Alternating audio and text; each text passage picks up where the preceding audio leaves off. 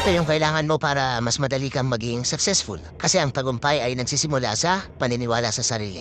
Ito yung 5 dahilan kung bakit. Yung pang-4, kailangan mong marinig.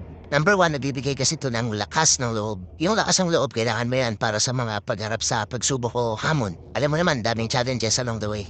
Number 2, pag naniniwala kang kaya mo, mas lumalakas yung positive thinking mo. Mas nagiging positibo yung pananaw mo. Number 3, nababawasan yung takot mo sa failure o pagkakamali. Kasi pag naniniwala ka sa sarili mo, every time na nag-feel ka, nagkakamali ka, nadadapa ka, bumabangon ka kaagad kasi alam mong kaya mo pa. Eto na number 4, mas decisive ka o mas matapang ka gumawa ng desisyon. Yan yung nagagawa ng kumpiyansa sa sarili. Mas mabilis para sa iyo yung mag-take action at handa ka humarap sa magiging resulta neto. And number 5, if you believe in yourself, it's easier for you to find solutions. Mas magaling kang gumawa ng paraan at hindi ka nararatel pag may problema. Mas matatag ka na kasi. Joe Jed Silhama Breeder Line. Please follow, like, and share.